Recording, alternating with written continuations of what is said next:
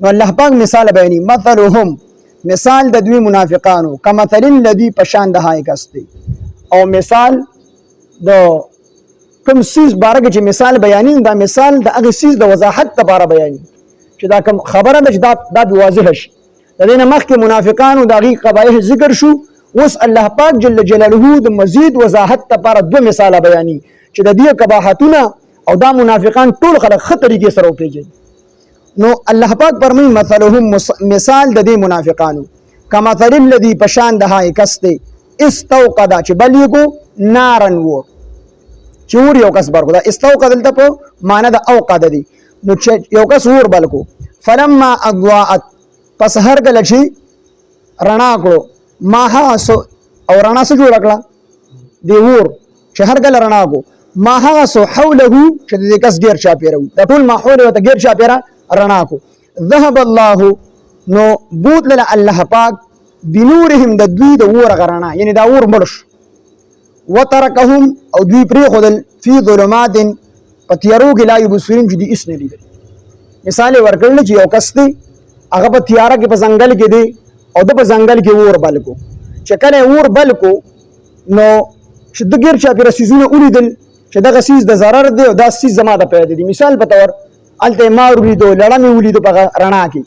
نو د هغې نه خو دته پته ولګي دا شی زما د ضرر دی دې طرف ته چې وکتل سره پراته سره یو خخت مثال په تور پرته وه نو د دا وپېژندل چې دا زما د پیدې دپاره ده نو د خپلې فایدې څیزونه هم وپېژندل او د خپل ضرر څیزونه هم په دغه اور کې د وپېژندل نو بیا ناڅاپه دغه اور مړ شو چې دا اور کله مړ شو نو دې حیران او سرګردان په دغه تیاره کې پاتې شو او دا اور په خپله مړ نه شو دا په خپله باندې مړ کو د کوشش ته وجه دا اور مړ کو ولې منافقان د خو پته چې رسول الله صلی الله علیه وسلم په حق پیغمبر دی او تر دې پورې ته په حق پیغمبر دی خود عناد او د ضد د وجه ایمان نه راوړ بلکې چې کله قرآن به ویل کېدو نو په خپلو غوږونو کې به یې ګوته کېښودې چې دا مونږ وانه ورسېنو چې د دې نه مونږ متاثره شو ایمان راوړو نو چې یو سړي ته ښه پته وي چې دا سړی حق دی او یا یو کس مونږ ته لاره وښي چې دا لاره صحیح لاره وتې ده دا نیغه لاره پلانګي ځای ته وتې ده مونږ وایو چې زه د ده د کس ته په دې لار باندې نه ځم په دې بله لاره باندې ځم نو دا خو زما جهالت دی او خو ما ته لاره خورې ده نو دکه شان دي ته خو دا پته وه دا اور چې کوم دی دوی په خپله باندې مړ کړی دی دلته نسبت الله رب العزت ته شوي دی خو د دې د اعمالو د وجې الله پاک مړ کړ نور راور دی په خپله باندې مړ کړ مثال په تور هی ټوپک راوغه بل سړی وښتو نو دا سړی الله مړ کو خدا سړی چې کوم ګناګار دی نو د اراده دی بل کس ته مرګ کړی و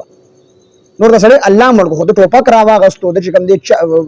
په ګوتو چلاوله سړی ته مخامخ کو نو د مرګ اراده هم کړله او الله جل کوم اختیار وغړو هغه اختیار د استعمال کو دی په دې باندې الله پاک رانیسي نو دک شان الله پاک جل جلاله منافقانو چې کوم اختیار ورکړو نو دی خپل غلط اختیار دې چې الله کوم اختیار وکړو هغه اختیار دی غلط استعمال کو دې وجې د ایمان هغه اور مړ شو نو دې کس اور بلګړې د ناصاب مړ شو نو دې حیران او سرګردان چې کوم دی پریشان اور کې پاتې شو نو دا منافقانو مثال څنګه دی عبد الله بن مسعود رضی الله عنه فرمایي چې نبی علیه السلام کله هجرت وکړو خلکو ایمان راوړو نو څه خلک واپس منافقان شو اسلام یې پرېښودو واپس منافقان شو او څه خلک چې کوم دی صحابه کرام ته جوړ شو په ایمان باندې مضبوط پاتې شو او نبی دا تشبیه چې کوم دی امام رازی رحمه الله وایي چې دا تشبیه صحیح ده دې د لږ وخت لپاره دې لومبې په تیاره کې په کفر کې ایمان یې راوړو رڼا ورته راغله ایمان دی بیا ختم کو کفر ته لاړل رڼا بیا مړه شو نو بیا دې چې کوم دی حیران او سرګردان پاتې شو او دویم تفسیر دا دی چې وایي د دې ایمان نه دی راوړی بعضې وایي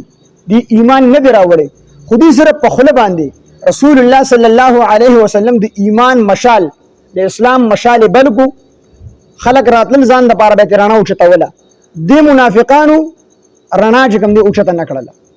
دی رڼا وانه غستله خو صرف د جبې په سر باندې کلمه ووی نو د جبې په سر باندې صرف کلمه ووی او د هغې د وجدي د نقصاناتو نه بچو نبی علیه السلام به چې کفارو سره جنګ کوو نو دوی سره به یې جنګ نه کوو د دې مال جان او عزت داسې محفوظ لکه څنګه چې د مسلمانانو مال جان او عزت محفوظ نو دا پیدا ورته ورسېده دویمه پیدا ورته دا ورسېده چې کله مسلمانانو جهاد وکړو او مالی غنیمت پر راغی نو دوی له په مالی غنیمت کې د مسلمانانو په شان د حصه ورکوله نو دا فایده یې وکړله نو دا صرف د ژبې په سر باندې دوی ایمان چې کوم دی د ژبې په سر باندې راوړی زړه نه ایمان نه راوړی نو د هغې ورته لږ غونده کې اور بل شو او دا اور تر کومې پورې بلو ترکه ورځي مړنو چې کله مړ شو نو هغه نور ختم شو د ایمان د جبه د سره خبره ختم شو کته خو بیا د زړه خبرې چلیږي د جبه خبرې نه چلیږي دنیا کې صرف د لا اله الا الله محمد رسول الله اقرار د دې د برکت توجنه دی په مسلمانانو کې پاتې کېدل دی د مسلمانانو سره یو ځای مالی غنیمت هغه به غستو دی مال جان عزت محفوظ دا صرف د کلمې چې صرف په جبه باندې ویلو د ځنه اقرار نه وکړي نو دا مشال بلو خو چې کلم نو لږ غونډه کې ور بل شو موږ څنګه مثال ورکو چې لږ غونډه کې ور بل شو بیا دی په خپل باندې مړو دا ور بیا عمل شو نو دی په تیاره کې پاتې شو نو لږ غونډه کې دنیا کې دې څومره ژوندۍ او دا لږ غونډه کې د آخرت په مقابله کې نو دې لږ غونډه کې ژوندۍ دغه ور د وجه پیدا حاصلولې د